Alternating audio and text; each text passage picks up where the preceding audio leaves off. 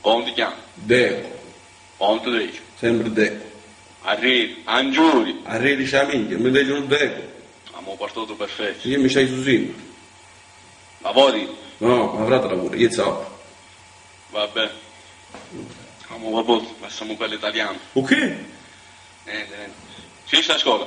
Sì, ma Non voi? arrivaste? La seconda elementare, ma manca finire. Perché? Perché pensavo a martarmi. Ti maritaste? No, Quanti anni hai?